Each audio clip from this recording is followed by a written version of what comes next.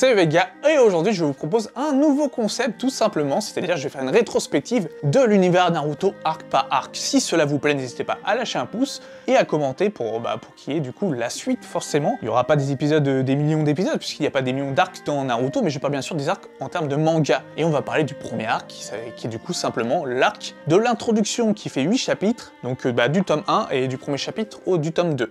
Tout simplement, et du coup, comme son nom l'indique, introduction, on va introduire les personnages. Donc déjà, on va passer d'un premier chapitre, on va faire la connaissance du coup de Naruto Uzumaki, qui est du coup un élève qui veut devenir Hokage, voilà, dont un renard à 9 queues est dans son bide. On apprend qu'il y a un démon renard à 9 queues qui avait attaqué autrefois le village, il y a 12 ans à peu près, et qui a été enfermé par le 4e Hokage dans le ventre du coup de Naruto bébé, il y a 12 ans. Donc voilà, on retrouve 12 ans après Naruto qui fait le pitre, forcément, il fait beaucoup le pitre, etc. parce qu'il se sent seul. Et il a échoué aussi, en gros c'est un loser Naruto. Il se sent seul et la seule façon qu'il a de se faire montrer par rapport aux autres, c'est de faire des conneries, de faire tout simplement des bêtises. Et donc il a l'académie des ninjas parce qu'il aspire à être Hokage et à surpasser les autres Hokage pour que les gens puissent reconnaître sa vraie valeur. Et on se rend compte d'une chose qui est assez étonnante, c'est qu'il a déjà redoublé 2 fois. Et on sait que dans Boruto, Iwabe aussi a redoublé 2 fois. Sauf que Iwabe, ça se voit qu'il est plus vieux. Ça se voit largement, il est plus vieux. Naruto, là, il a le même âge que Sasuke et Sakura. Pourquoi? À moins que, du coup, Naruto, il a commencé l'académie 2 ans avant tout le monde.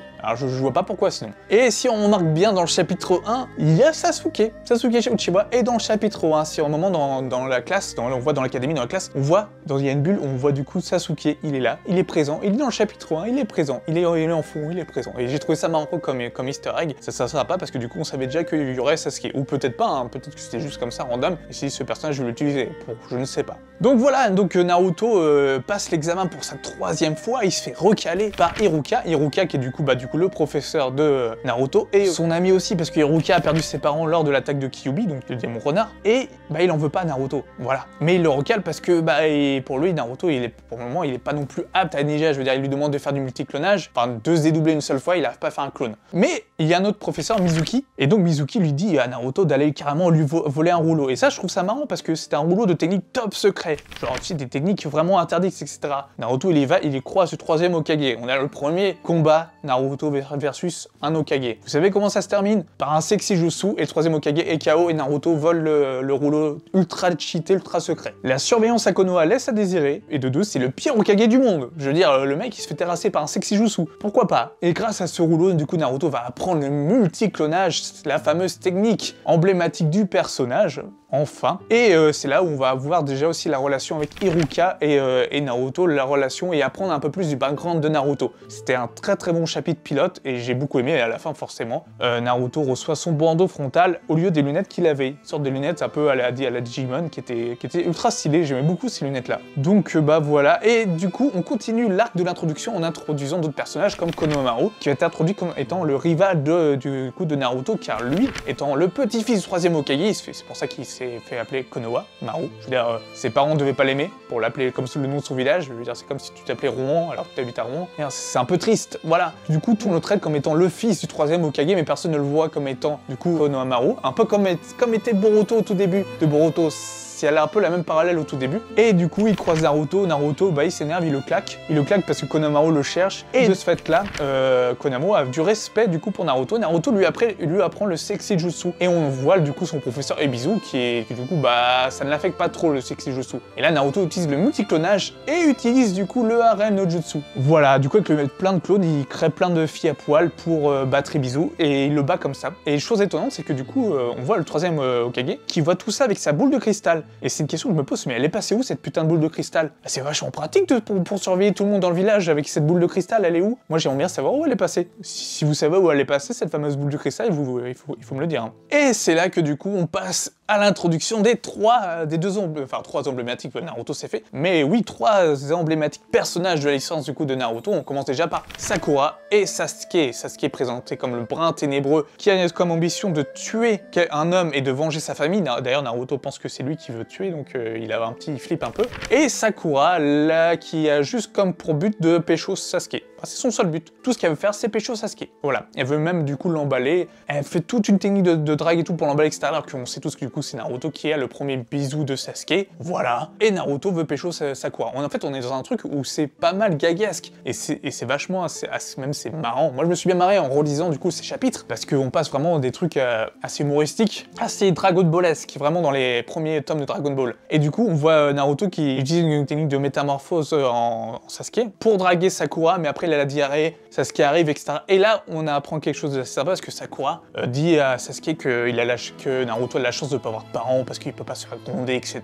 Et Sasuke, bah il le prend mal. Bah, tu m'étonnes, il le prend mal. Tout son clan s'est fait décimer. Et c'est là, et du coup, il dit, ça prend la première fois cette phrase culte. Franchement, Sakura, t'es lourde. Voilà. La première phrase culte de Sasuke, qui va la redire plusieurs fois. Et c'est vrai, parce que du coup, Sasuke lui dit « Mais t'as pas connu la solitude ?» Bah ouais, clairement, ouais. Et de même, il y a eu un film sur ça, où Sakura, du coup, n'a pas connu ses parents, et qu'ils ont été morts, etc. Et du coup, elle comprend la souffrance que Naruto a pu endurer. C'est quand même assez sympa. Et ils font aussi la connaissance, du coup, de Kakashi. Kakashi qui se fait avoir par un piège assez nul de Naruto, et Kakashi qui se présente comme quelqu'un qui aime des choses qui ne le regardent pas, qui n'a pas spécialement de but. Enfin bref, tu vois, le mec, en fait, on n'en sait rien à part son nom. Voilà. On sait qu'il se recueille sur une tombe. Il parle un peu d'Obito. On sait qu'il y a Obito. Enfin, quand tu connais Naruto, tu sais qu'il évoque Obito. Parce qu'il parle, il voit une tombe de ninja où il y a plein de personnes inscrites qui sont morts au combat. Et il dit que parmi ces noms-là, il figure ses meilleurs amis. Donc, Obito. C'était un lien... Je sais pas si l'auteur savait déjà tout ça dès le début, mais c'était vachement sympa. Et du coup, Kakashi leur fait le dernier, on va dire, examen pour savoir s'ils seront des Genin. C'est l'examen des fameux gros lots, des petits gros lots. Le but étant simple, c'est de récupérer ces gros lots. Il n'y en a que 2. Ils ont jusqu'à 12 heures, enfin jusqu'à midi entre guillemets, pour les récupérer. Alors, et du coup là, c'est vraiment de l'individuel face à l'individuel. Kakashi prend un livre, donc le paradis du batifoulage, qui est un roman de cul, hein. On va pas se mentir, c'est un roman de cul, écrit par Jiraiya. Et il se dit non, il n'y a pas de problème, je vais le lire. Naruto l'attaque. Et là, on commence à voir un peu l'aspect combat du coup de Naruto, ce qui est vachement sympa. C'est que du coup, il y a eu quelques tactiques même venant de Naruto. C'est-à-dire qu'il a utilisé ses clones pour essayer de piéger Kakashi par derrière. Sauf que Kakashi lui-même a utilisé une permutation avec un bout de bois pour remplacer un des clones, du coup, avec sa permutation de Naruto. Et tous les clones de Naruto se sont battus entre eux. Et quand Naruto a arrêté le multiclonage, il a vu qu'il était tout seul. Et c'était triste. Après, il a vu un gros lot par terre et il se l'est pris et il s'est mangé un piège. Sasuke, quant à lui, il a carrément balancé des kunai dans sa tête. Encore une fois, Kakashi a fait une permutation, ils ont fait un 1 contre 1. Kakashi a été étonné qu'il fasse du katon. Mais après, voilà, il dit que c'est un Uchiwa, c'est le mec, il a reçu les meilleures notes, etc. C'est pas non plus super étonnant. Mais il arrive quand même à, du coup, à le balayer assez aisément. Et Sakura, il lui fait du genjutsu. Pas du genjutsu sympa, ça patoche. Hein. C'est du putain de genjutsu. C'est genre, je veux dire, on tient de voir Sasuke en train de crever, littéralement. Donc c'était très sympa comme examen, sachant que du coup, le taux d'échec à partir de là était 66%. Et le taux de réussite de l'examen de Kakashi était de 0%. Personne n'avait jamais réussi. Et du coup, ils arrivent à midi, personne a réussi à lui prendre de ses gros lots. Et donc Naruto, il veut profiter de ce moment-là pour essayer de piquer le repas. Parce qu'en fait, il savait pas manger, il y avait des fûts. Et Naruto, il essaie de bouffer le repas, sauf que Kakashi le voit, il l'attache au fût. Et il dit à Sakura et à Sasuke, surtout, tu donnes pas à manger à Naruto. Et c'est ce qu'ils font. Sasuke, c'est son premier réflexe, c'est qu'il donne du manger, du coup, son repas à Naruto. Sakura fait de même. Et Kakashi les félicite en disant, voilà, vous avez réussi l'examen. Avec sa fameuse aussi phrase type, dans le monde des ninjas, ceux qui ne respectent pas les règles et transgressent les lois sont considérés comme des moins que rien. Mais ceux qui ne pensent pas à leurs compagnons sont encore pires.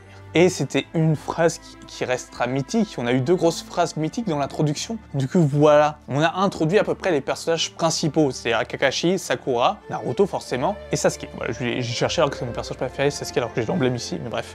C'est des personnages quand même assez mythiques et on voit un peu où, du coup, Naruto va un peu nous emmener, c'est-à-dire vers des combats assez tactiques, qu'on a un peu moins, du coup, dans l'univers de Boruto, et aussi vers de l'humour. On est parti vers quelque chose d'assez humoristique et on a vraiment cantonné, du coup, les personnages aussi à leur objectif et à leur rêve. Sasuke, son objectif, c'est de rétablir l'honneur de son clan en tuant une certaine personne. On sait que Sasuke, il aura ça comme objectif. Naruto, c'est de surpasser les Hokage. Konohamaru, c'est de surpasser Naruto. Sakura, c'est de pécho Sasuke, et elle va réussir. En fait, ils vont tous réussir leur objectif au final. Et Kakashi, son objectif, on ne sait pas trop, mais il y a une certaine rédemption, on va dire, de sa part, parce qu'il s'en veut de la mort de Obito. Mais ça, du coup, on en parlera quand on y sera. Mais c'est bien d'avoir aussi ces clins d'œil et ces références dès le début, dès l'introduction des personnages. Et c'est important d'introduire des personnages comme tels, c'est-à-dire d'avoir déjà décrit leur objectif qu'ils vont faire. Parce que c'est comme ça que tu définis aussi tes personnages, c'est par rapport à son but et par rapport à son évolution, par rapport à son but et comment il était avant. Du point A au point B, le personnage doit avoir des péripéties pour qu'il évolue et et qui ne stagne pas. Si Naruto aurait stagné du point A au point B, bah ça aurait été pas intéressant comme manga à lire. Alors que Naruto est une très belle franchise. Donc voilà, c'était pour enfin une introduction de ça. Je vais faire une sorte de rétrospective du coup de Naruto. Si ça vous plaît, n'hésitez pas à dire en commentaire, n'hésitez pas à me dire aussi quelles sont les choses que je peux faire pour améliorer les rétrospectives, si je peux développer plus un point, etc. Là on est vraiment dans quelque chose de large, on est dans une introduction. On est aussi dans l'introduction du fait que le Konoha est peut-être le pire village en termes de sécurité. Voilà, ça aussi, ça c'est clair. Hein, on a vu que du coup le 3e Hokage se faisait terrasser par un sexy jutsu. Paye ton village. Enfin voilà. Donc voilà, n'hésitez pas à commenter, à dire ce que vous en pensez et comment je pourrais améliorer ce concept, ce format pour du coup le prochain arc et du coup l'arc de Zabuza au pays du coup le pays de la brume, il me semble, ou le pays des vagues, je ne sais plus un des deux. En tout cas, voilà. Sur ce, écoutez, portez-vous bien. Je vous dis à une prochaine. Ciao.